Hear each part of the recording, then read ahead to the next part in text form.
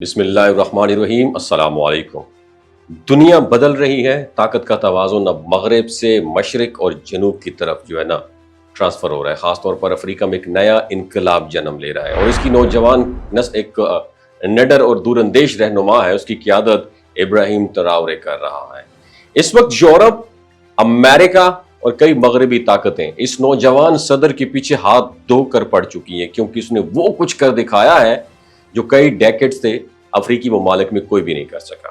ابراہیم تراورے مغربی افریقی ملک بورکینا فاسو کے کم عمر ترین صدر ہیں، جنہوں نے روایتی سیاست، استعماری اثرات اور بیرونی قبضوں کے خلاف بغاوت کا علم بلند کر دیا ہے۔ ان کا مقصد اقتدار حاصل کرنا نہیں، بلکہ اپنے مظلوم عوام کو غربت، لوٹ مار اور غلامی سے نجات دلانا ہے۔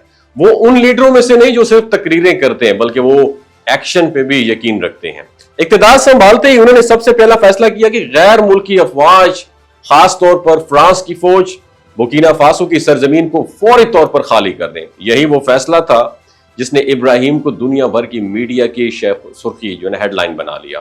فرانس جو برسوں سے بورکینا فاسو کے قیمتی وسائل جیسے سونا، ہیرے، تیل اور دیگر معدنیات کو لوٹ رہا تھا، وہ سب کچھ اب آسانی سے نہیں کر سکتا تھا۔ فرانس کی کمپنیاں یہاں سے ٹرکوں میں قیمتی خزانہ لے کر جاتی تھی اور بدلوں میں مقامی لوگوں کو صرف مزدوری اور غربت کا تحفہ دیتی تھی، لیکن ابراہیم تراورے نے ان لوٹیروں کے لیے دروازے بند کر دیے۔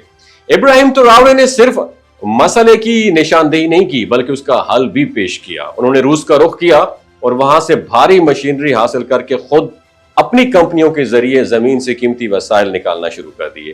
اس انیشیٹو سے نہ صرف ملک کی معیشت میں بہتری آئی، بلکہ عوام میں امید اور خود مختاری کا جذبہ بھی پیدا ہوا۔ لیکن دوستو، جب آپ سامراجی طاقتوں کے مفادات کو چیلنج کرتے ہیں تو وہ خاموش نہیں بیٹھتے۔ ابراہیم تراورے پر بھی اب تک درجنوں جان لیوا حملے ہو چکے ہیں اور ان کی حکومت کو گرانے کے لیے کئی عالمی ایجنڈے تیار ہو چکے ہیں، لیکن ہر بار وہ اللہ کے فضل سے محفوظ رہے۔ اب امریکہ اور فرانس نے ایک نیا پلان بنایا ہے تاکہ امریکہ کو رستے سے ہٹایا جا سکے، اور اس خطرے کو بھانپتے ہوئے رشیا نے نہ صرف عسکری مدد فراہم کی، بلکہ اپنے ایک خصوصی کمانڈو ٹیم بھی ان کی سیکیورٹی پر مامور کر دی ہے۔ آج ابراہیم تراورے صرف بورکینا فاسو کے لیے ایک امید کی کرن نہیں ہے، بلکہ پوری افریقہ کے لیے آزادی، خود مختاری اور غیر ملکی قبضے سے نجات کی علامت بن چکے ہیں۔ وہ ان نوجوان لیڈروں میں شامل ہیں جو صرف آج نہیں بلکہ آنے والے کل کی بھی تیاری کر رہے ہیں۔ دوستو، تاریخ ہمیں یہ سکھاتی ہے کہ جو بھی سامراج کے سامنے کھڑا ہوا، اس کا انجام یا تو شہادت تھا یا فتح، اور دعا ہے ابراہیم تراورے جیسے بہادر رہنما کو اللہ سلامت رکھے اور وہ افریقہ کو مغرب کے پنجے سے نکال کر ایک آزاد اور خود مختار بر اعظم بنا سکیں۔ اس بارے میں آپ کیا کہتے ہیں؟ کیا اس کا ایبسولوٹلی ناٹ کہنا ٹھیک ہے یا نہیں ہے؟ کیا دنیا میں کسی اور لیڈر نے بھی ان سامراجی طاقتوں کو ایبسولوٹلی ناٹ کہا ہے؟ اگر کہا ہے، نیچے کامنٹ سیکشن میں بلا خوف و خطر اپنا ایکسپیرینس ضرور شیئر کیجیے گا۔ سمجھ تو گئے ہوں گے آپ۔ یہ جو گلگت بلتستان کے لوگ ہوتے ہیں نا، ان کی ایوریج عمر 90 سال سے بھی زیادہ ہوتی ہے۔ You know why? کیونکہ یہ لوگ شلجیت استعمال کرتے ہیں۔ شلجیت کے اندر 85 منرلز ہوتے ہیں۔